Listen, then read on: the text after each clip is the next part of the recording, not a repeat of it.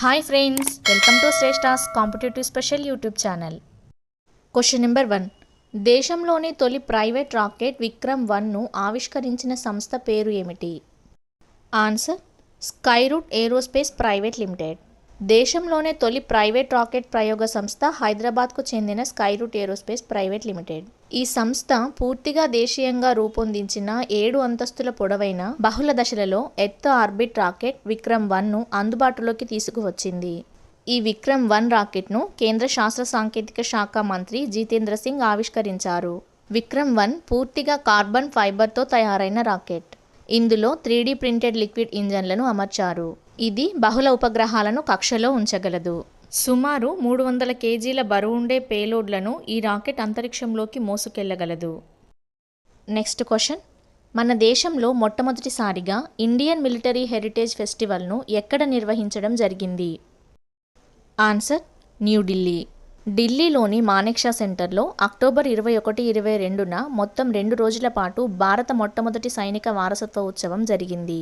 భారత సైనిక చరిత్ర మరియు సాంప్రదాయాలు, సమకాలీన భద్రతా సవాళ్లు మరియు సైనిక రంగంలో స్వావలంబన అనేది ఈ సైనిక వారసత్వ ఉత్సవం యొక్క ముఖ్య లక్ష్యం. ఈ సైనిక వారసత్వ ఉత్సవంను రక్షణ శాఖ మంత్రి రాజ్నాథ్ సింగ్ ప్రారంభించడం జరిగింది. అంతేకాకుండా ప్రాజెక్టు ఉద్భవ్ను కూడా ప్రారంభించడం జరిగింది. Next question. ఇటీవల విడుదలైన గ్లోబల్ రిమోట్ వర్క్ ఇండెక్స్ 2023లో భారత్ ఎన్నవ స్థానంలో నిలిచింది? ఆన్సర్: 64వ స్థానం. గ్లోబల్ రిమోట్ వర్క్ ఇండెక్స్ 2023లో భారత్ 64వ స్థానంలో ఉంది. ఈ గ్లోబల్ రిమోట్ వర్క్ ఇండెక్స్ను నార్డ్ లేయర్ అనే సైబర్ సెక్యూరిటీ సంస్థ విడుదల చేస్తుంది. నార్డ్ లేయర్ సంస్థ యొక్క హెడ్ ఆఫీస్ న్యూయార్క్లో ఉంది. ఈ నార్డ్ లేయర్ సంస్థ గ్లోబల్ రిమోట్ వర్క్ ఇండెక్స్ 2023 కోసం 108 దేశాలలో సర్వే నిర్వహించడం జరిగింది. Cyber security, financial security, digital మరియు ఫిజికల్ ఇన్ఫ్రాస్ట్రక్చర్, సామాజిక భద్రత అనే 4 కీలక ప్రమాణాల ఆధారంగా ఈ 108 దేశాలు మూల్యాంకనం చేయబడ్డాయి. ఈ గ్లోబల్ రిమోట్ వర్క్ ఇండెక్స్ 2023లో డెన్మార్క్ మొదటి స్థానంలో నిలిచింది. భారత్ 64వ స్థానంలో నిలిచింది. భారత్ గత సంవత్సరంతో పోల్చుకుంటే ఈ సంవత్సరం 15 స్థానాలు క్షీణించడం జరిగింది. వర్క్ ఫ్రమ్ హోమ్ను రిమోట్ వర్క్కు ఒక ఉదాహరణగా చెప్పవచ్చు. Next question. ఇటీవల ఏ దేశం తన టూరిస్ట్ వీసాలను 7 దేశాలకు ఉచితంగా ఇవ్వనున్నట్లు ప్రకటించింది? ఆన్సర్: శ్రీలంక. శ్రీలంక దేశం ఉచితంగా 7 దేశాలకు టూరిస్ట్ వీసాలను ఇవ్వనుంది. శ్రీలంకకు పర్యాటక రంగమే ప్రధాన ఆదాయ వనరుగా ఉంది. కరోనా మహమ్మారి వలన మరియు తమ దేశంలోని ఆర్థిక, రాజకీయ సంక్షోభం వలన శ్రీలంకకు పర్యాటకుల రాక క్రమంగా తగ్గింది. పర్యాటక రంగాన్ని ప్రోత్సహించాలనే ఉద్దేశంతో శ్రీలంక ప్రభుత్వం పైలట్ ప్రాజెక్టు కింద 7 దేశాల పర్యాటకులకు ఉచితంగా వీసా ఇవ్వనున్నట్లు ప్రకటించింది. శ్రీలంక ప్రభుత్వం ఉచిత పర్యాటక వీసా ఇవ్వనున్న 7 దేశాలేవనగా Bharat, China, Russia, Malaysia, Japan, Indonesia, Thailand. ఈ ఉచిత వీసా పైలట్ ప్రాజెక్ట్ అనేది అక్టోబర్ 24 నుండి వచ్చే ఏడాది మార్చి 31 వరకు కొనసాగనున్నట్లు శ్రీలంక విదేశాంగ మంత్రి అలీ సబ్రీ ప్రకటించడం జరిగింది. Next question. ఇటీవల కేంద్ర ఎన్నికల సంఘం నేషనల్ ఐకాన్గా నియమించిన సినీ నటుడు ఎవరు? ఆన్సర్: రాజ్ కుమార్ రావు. రాజ్ కుమార్ రావు 2017లో విడుదలైన న్యూటన్ సినిమాలో నక్సలైట్ల బెదిరింపులకు భయపడకుండా ఎన్నికల విధులను నిర్వర్తించే ఛత్తీస్గఢ్ ప్రభుత్వ ఉద్యోగి పాత్రలో నటించి అందరి మన్ననలు పొందుకున్నారు. ఈ కారణం వల్లే రాజ్ కుమార్ను ఎన్నికల ఐకాన్గా ఎన్నికల సంఘం ఎంపిక చేయడం జరిగింది. ఓటింగ్ శాతాన్ని పెంచడానికి, ప్రజలకు ఓటు విలువను వివరించడానికి నేషనల్ ఐకాన్గా ఎంపిక చేసిన వారితో కేంద్ర ఎన్నికల సంఘం ప్రచారం మరియు ప్రకటనలు చేయించనుంది. Next question. ఇటీవల విడుదలైన గ్లోబల్ పెన్షన్ ఇండెక్స్ 2023లో భారత్ యొక్క స్థానం ఎంత?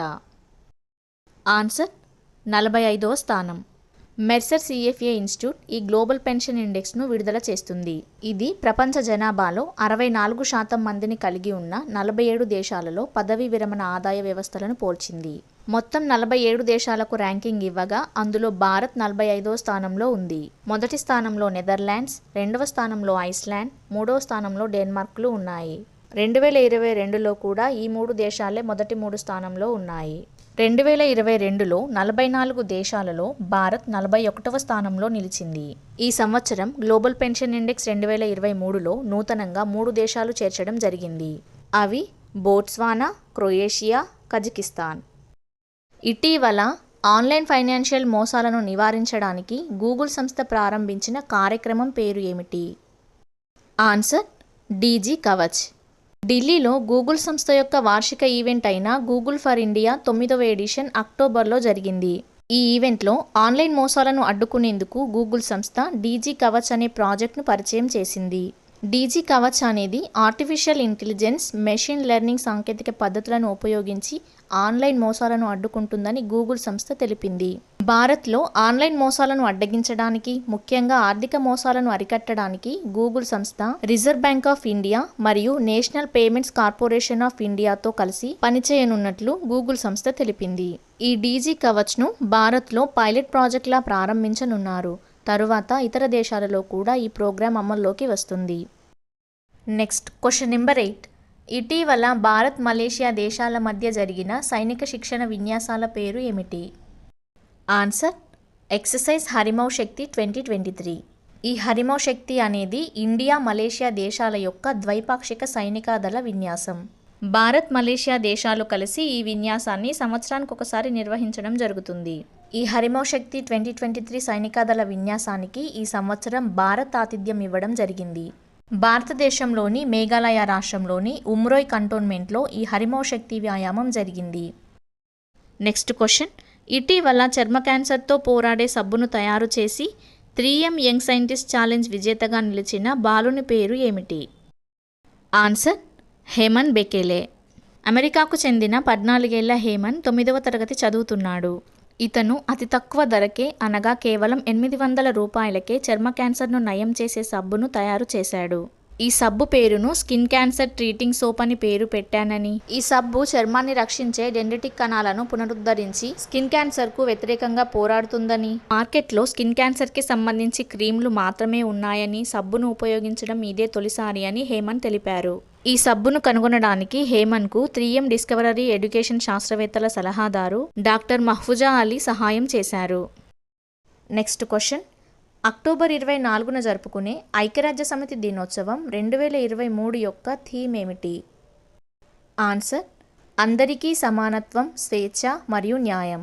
ఈ సంవత్సరం UNO థీమ్ అనేది universal declaration of human rights యొక్క 75వ వార్షికోత్సవాన్ని గుర్తు చేసింది. Universal declaration of human rights అనగా మానవ హక్కుల సార్వత్రిక ప్రకటన.